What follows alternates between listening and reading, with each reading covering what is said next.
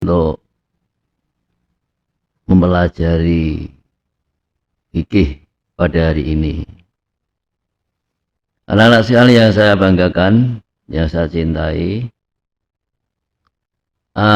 sebelum kita menginjak pada pelajaran, kita membaca umul kitab lebih dahulu atau suratul Fatihah. Semoga apa yang kita bahas nanti kalian bisa memahaminya. Setelah paham bisa mengambil manfaatnya, dan semoga kalian bisa mendapatkan faedah daripada pelajaran pada pagi hari ini.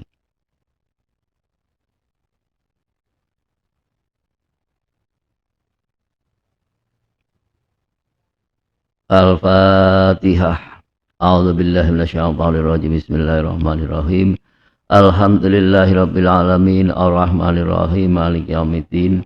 Iyyaka na'budu wa iyyaka nasta'in. Ihdinas siratal mustaqim. Siratal ladzina an'amta 'alaihim ghairil maghdubi 'alaihim waladdallin. Rabbi firli wali walidayya walil mu'minina amin. Nah, sekarang kita akan bahas toharoh. Nah, di dalam LKS kamu coba dibuka halaman 10. Ini pembahasan di atas atau kolom atas sendiri itu ada apa namanya itu kalimat halaman 4, 10. Coba halaman 4 kamu buka. Di sini ringkasan materi toharoh, hadas dan najis. Ya, cuman saya tadi memberikan suatu judul bahwasanya kita akan bahas toharoh. Sebenarnya toharoh ini, ya, karena toharoh itu kalau definisi kemarin ketika kita atau pengertian toharoh ketika kita mempelajari kitab, nah ini berbeda. Cuman sama maksudnya. Kalau dalam kitab itu yang namanya toharoh hanya terbatas pada membasuh sebagian anggota badan dengan memakai air yang suci dan mensucikan disertai dengan niat. Ini terbatas satu macam saja, yaitu yang dimaksud adalah wudhu. Cuma di sini kita perhatikan, jadi kalian bersedia atau menyediakan satu buku skrip atau buku tulis untuk mencatat yang di dalam LKS kamu tidak ada. Sudah LKS ini kan hanya pendamping. Nah, jadi yang didampingi apa? Nah, ini. Jadi sekarang kalian mengambil atau menyediakan buku tulis yang masih kosong, dikasih judul pelajaran atau mapel fikih. Nah, yang mengampu adalah saya, Syamsul Arifin. Ya, ini diberi judul seperti itu. Kemudian pertama pembahasannya adalah toharoh. Di sini akan kita kembangkan bahwa toharoh ini adalah meliputi 5 macam. Jadi bukan hanya 1, 2 saja, enggak, atau 1 atau 2 saja tidak, tapi 5 macam. Jadi meliputi 5 macam atau 5 macam toharoh. Nah, kemudian sebelum kita menginjak pada 5 macam apa saja, jadi toharoh di sini pengertiannya tidak seperti dalam kitab, cuman maksudnya sama. Artinya mensucikan diri dari hadas, itu saja. Di sini kalau ketika dalam kitab itu, karena yang dibasuh adalah sebagian anggota badan. Namun di sini toharoh ya, miturut pengertian. Nah, kalau miturut bahasanya toharoh itu bersuci, nah, bersuci toharoh. Tapi kalau miturut syarak atau istilah, yang namanya toharoh ini adalah membersihkan diri, nah, ya, membersihkan diri dari kotoran dan najis.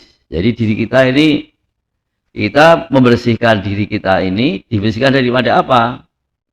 Daripada hadas dan najis. Bukan kotoran dan najis, dan najis tidak, tapi hadas dan najis. Jadi membersihkan diri dari hadas dan najis ini adalah pengertian toharoh di dalam fikih. Nah, di dalam fikih. Kemudian membersihkan diri dari hadas dan najis ini meliputi satu adalah berwudu, dua mandi, tiga istinja. Nah, di sini ini tidak ada istinja bahasanya nanti. Yang dibahas hanya sekedar wudhu saja. Jadi tidak ada bahasa istinja, juga tidak ada. Nah, kalau tayamum ada. Nah, tayamum ada. Ya. Jadi pertama adalah wudhu, kedua kalinya mandi, ketiga kalinya istinja, keempat kalinya tayamum, kelima kalinya membersihkan sesuatu dari najis dan kotoran. Jadi najis dan kotoran. Jadi setiap najis mesti kotor, tapi kotoran belum tentu najis. Ini. Maka saya katakan yang keempat kalinya ini adalah, yang kelima kalinya ini adalah membersihkan sesuatu dari najis dan kotoran. Nah, jadi pengertian toharoh seperti itu. Ini adalah bersuci di dalam perkara yang bisa kita lihat. Nah, jadi kalau begitu macamnya toharohnya ada dua. Toharoh zuhir dan toharoh batin. Soalnya dalam ayatnya begini, innallaha yuhibbut tawwabina wa yuhibbul mutatahhirin. Nah, ini. Dalam ayatnya, dalam LKS kamu itu ada. Jadi firman Allah dalam surat Al-Baqarah ayat 222. A'udzubillahi minasyaitonirrajim. Innallaha yuhibbut tawwabina wa yuhibbul mutatahhirin. Nah, ini menunjukkan bahwasanya toharoh ini ada dua macam. Karena ada kalimat tawabin, nah, kemudian mutatahhirin. Jadi tawabin ini adalah anggota batin. Jadi hati kita dibersihkan dari beberapa kotoran. Kotorannya hati itu apa? Ya, termasuk ini 3 macam saja yang dominan itu, yaitu ujub, kibir, dan riak. Ujub itu membanggakan diri, ya. Kibir itu sombong, riak itu pamer. Nah, riak ini pamer. Ini. Kemudian kesombongan itu kadang-kadang menimbulkan sesuatu yang berkaitan dengan orang lain. Menganggap orang lain itu lebih bagus, lebih mulia, lebih suci, lebih ya segala-galanya daripada dirinya orang yang mengatakan itu. Nah, ini perlu dibersihkan. Lah, cara membersihkan bagaimana? Setelah kita tahu bahwasanya demikian itu tadi adalah karena berkaitan dengan orang lain, kita harus taubat menyesal. Ini ya kok ngolo-ngolo wong. Nah, jadi ngolo-ngolo wong atau menjelek-jelekan orang itu karena dia ini adalah punya sifat sombong. Nah, ini punya sifat sombong. Dari orang dijelek-jelekan atau direndahkan, harus bertobat. Pertama, ini harus apa namanya itu menyesal, dan kedua kalinya berniat tidak akan mengulangi lagi. Ketiga kalinya dibuang jauh-jauh sifat-sifat yang berkaitan dengan menjelek-jelekan orang atau merendahkan orang lain atau menghina pada orang lain. Diusahakan. Nah, ini kemudian karena berkaitan dengan menyangkut pada orang lain, jadi kalian meminta maaf pada orang yang kau jelek-jelekan atau kalau yang kau hina tadi, minta maaf. Nah, ini namanya taubat. Nah, mutatahhirin ini orang yang suka mensucikan diri. Nah, jadi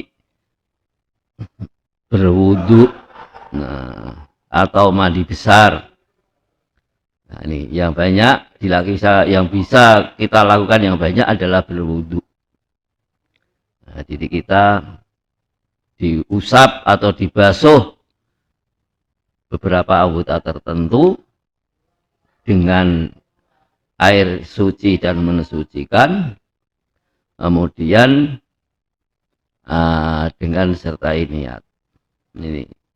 Nah, selanjutnya. Jadi yang akan kita bahas di sini adalah masalah dohir, yaitu badan, pakaian atau makanan. Nih, jadi badan, pakaian, makanan.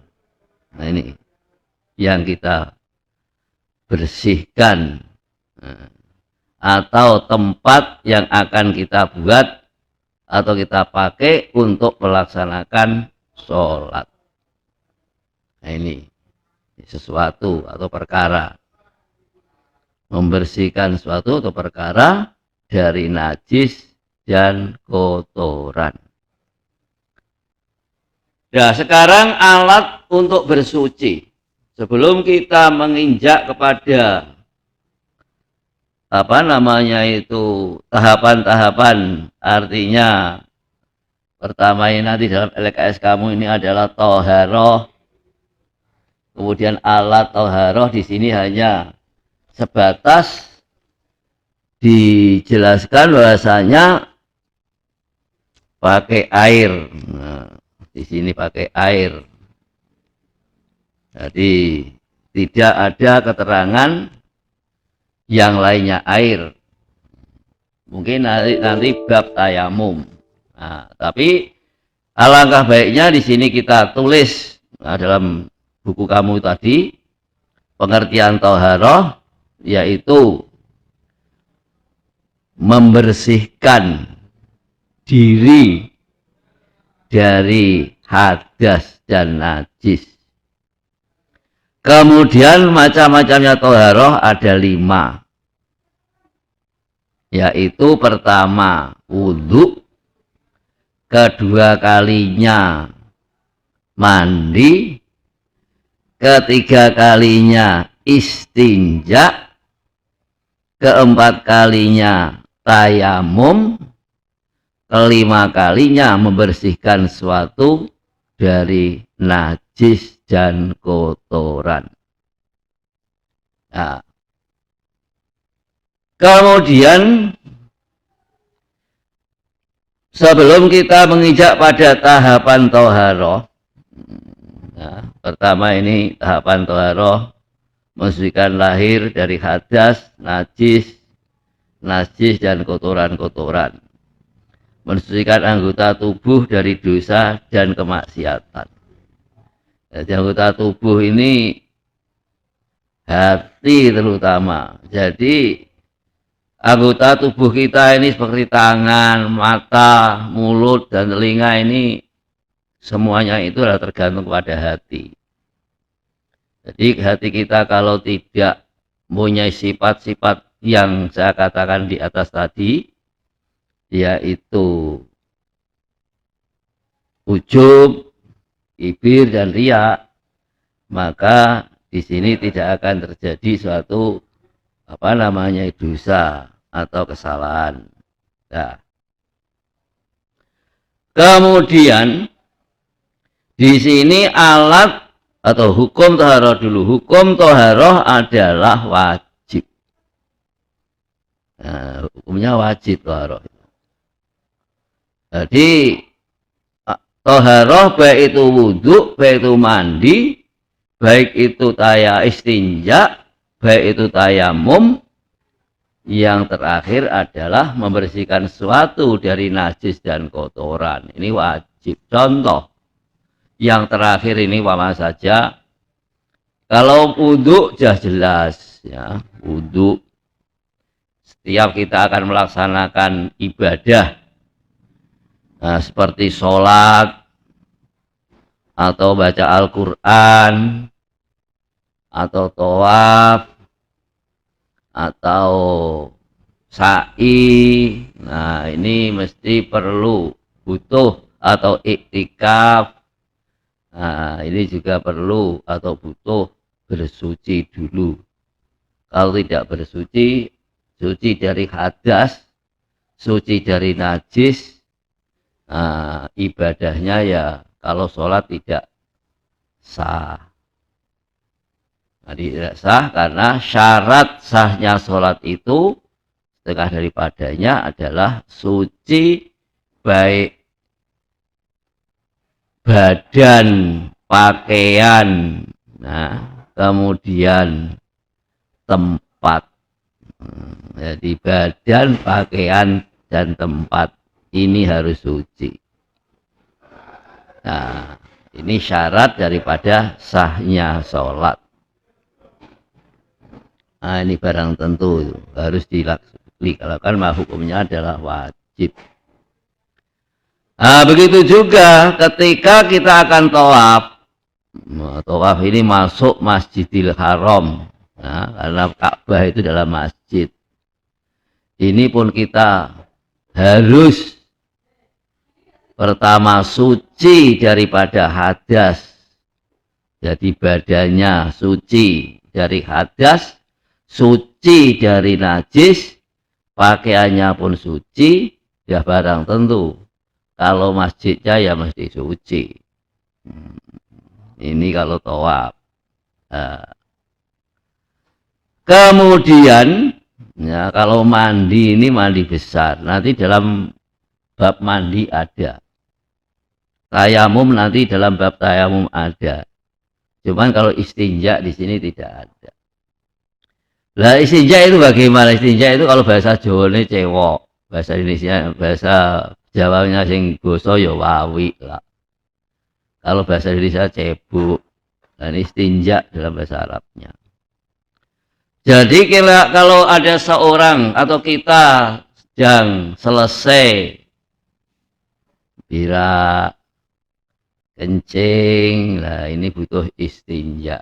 Artinya kalau istinja ini melepaskan diri.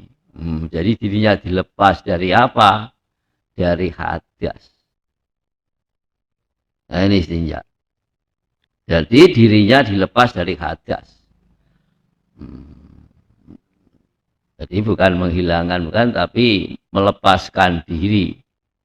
Jadi kita lepas daripada hadas. Karena apa? Setelah dihilangkan di raf'u, maka katanya raf'u. Raf'u itu melepaskan. Dalam arti yang sebenarnya melepas raf'u itu.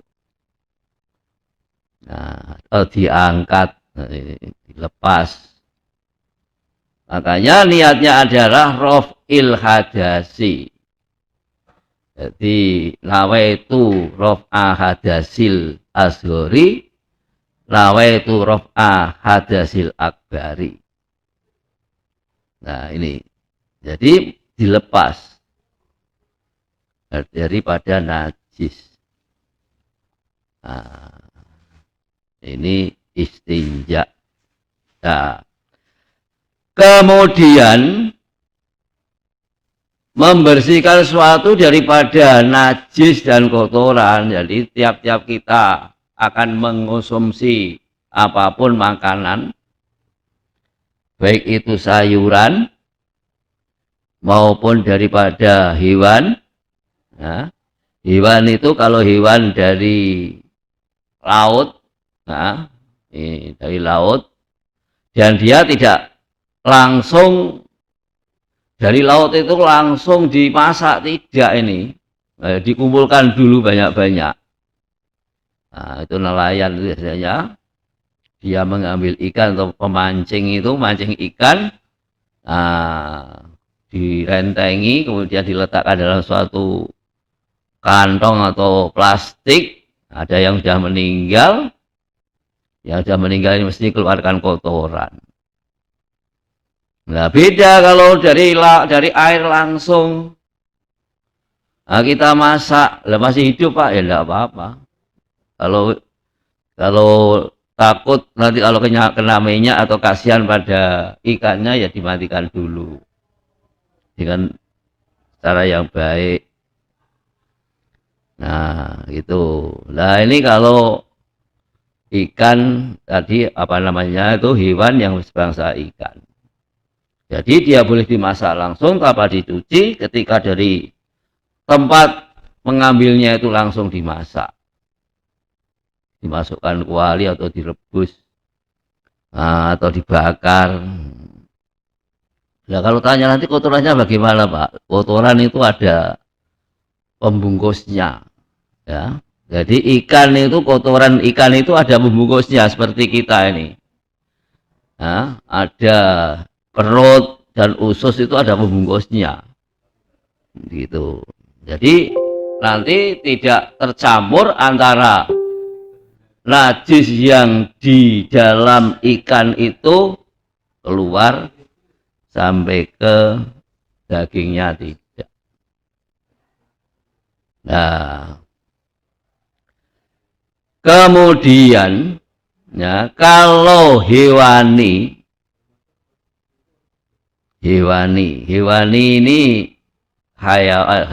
ini seperti kambing, lembu, kerbau, ayam, burung dan sebagainya. Lah ini dia ya dagingnya tidak usah dicuci karena sudah suci. Kecuali kalau bekas yang dipotong itu ya, atau kulitnya dicuci dulu karena dia kotor. Nah, bukan najis, itu kotor. Nah, itu. Tapi kalau sayur mayur ini mesti dia kena najis. Nah, karena apa? Sebab sayur mayur itu tidak lepas daripada dikasih pupuk. Nah, bisanya hilang ya dicuci. Maka mencuci sesuatu dari najis dan kotoran. Atau baju kita, pakaian kita ini mesti kena najis. Contoh yang kena najis, contoh seandainya kita makan makanan yang di situ bumbu, bumbunya itu ada terasinya. Lah, terasi ini najis. Kalau dimakan terasi itu diampuni, tapi kalau kena pakaian ini tidak diafu. Soalnya apa? Najis itu definisinya kan begini. Jadi najis ini, ya, najis adalah suatu perkara yang menjijikkan. ya, yang mencegah sahnya sholat. Nah, ini ada nanti. Nah, tapi di sini definisi najis yang ada dalam LKS kamu itu atau pengertian najis yang ada dalam LKSmu itu ya hanya sekedar dia menerangkan macam-macamnya najis itu hanya berapa gitu, tidak meletakkan atau menunjukkan bagaimana pengertian najis. Jadi kalau najis ini pengertiannya menurut bahasa itu perkara yang menjijikkan. Tapi kalau menurut istilah atau syarak, najis ini ma yustahzaru. Nah, ma yustahzaru haitsu yamna'u sihatas sholati haitsu. Jadi ma yustahzaru yamna'u sihatas sholati wala rukhsata anhuma. Jadi wala rukhsata anhu. Artinya kalau bahasa Indonesianya, najis ini adalah suatu yang menjijikkan, yang tidak ada, yang mencegah sahnya sholat, yang tidak ada kemurahan baginya. La rukhsata lahu. Ma yustahzaru yamna usiatis sholati atau yamna usiatas sholati haitsu la murakhasa bihi atau haitsu la murakhasata lahu. Jadi perkara yang menjijikkan, yang mencegah sahnya sholat sekira tidak ada kemurahan baginya. Artinya sedikit atau banyak tetap dihukumi najis. Jadi kalau kena pakaian tadi itu sayur atau kuah sayur atau masakan, apapun masakannya, kalau ada terasinya kemudian terkena pakaian, maka pakaiannya itu adalah berarti mutan najis, harus dicuci. Nah, nanti bagaimana caranya ada dalam bab najis nanti. Tidak saya terangkan cara mensucikannya, cuma saya tunjukkan bahwa yang namanya najis itu kalau menurut bahasa adalah perkara yang menjijikkan, tapi kalau menurut istilah yang namanya najis ini adalah perkara yang menjijikkan, yang mencegah sahnya sholat sekiranya tidak ada kemurahan baginya. Nah ini, nah, ini adalah najis. Nah kalau hadas bagaimana Pak? Hadas ini perkara, ya kalau menurut bahasa kemarin sudah saya tunjukkan ya, hadas ini adalah kalau menurut bahasa itu perkara yang datang baru, perkara yang teko anyar, contoh kencing atau berak itu datangnya kan baru datang, artinya dia ingin keluar. Nah kalau menurut istilah ya perkara yang menempel pada badan yang mencegah sahnya sholat, hanya gitu saja. Contoh ketika keluar itu ya, berak ketika keluar, kencing ketika keluar mesti ada yang tersisa yang menempel pada badan dan kita tidak tahu, tidak nampak oleh penglihatan kita, siapapun tidak bisa melihat. Nah ini namanya hadas. Nah selanjutnya, jadi kita tadi membahas setelah tahu hukumnya atau tahapan-tahapan pertama ini tadi apa di dalam kitab kamu itu, dalam kitab kamu itu nanti kalau udah 5 menit kasih tahu Pak ya.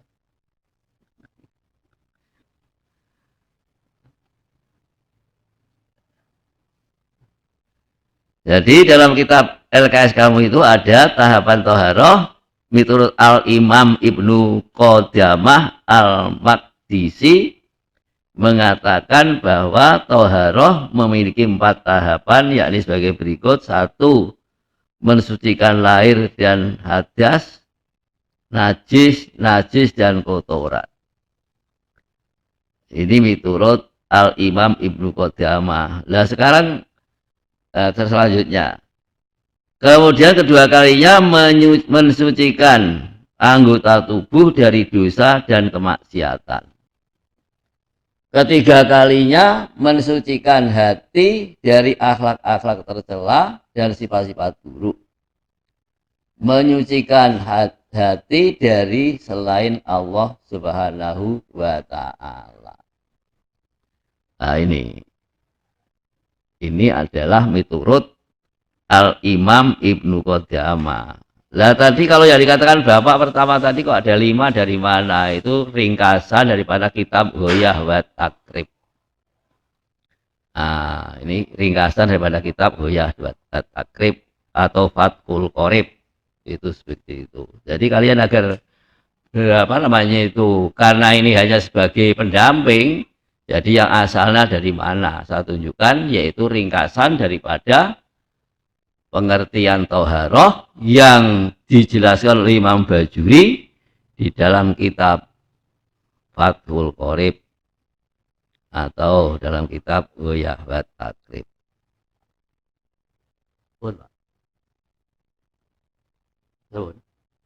Ya cukup sekian, insya Allah besok kita lanjutkan kembali dan semoga kamu pahami dan kita berdoa ajalah semoga kita bisa cepat untuk melakukan KBM dengan tatap muka. Amin Allahumma amin. Mari kita berikan bacaan alhamdulillah, alhamdulillahirabbil alamin. Wassalamualaikum warahmatullahi wabarakatuh. Ini jadi ini udah jam 09.00 Pak.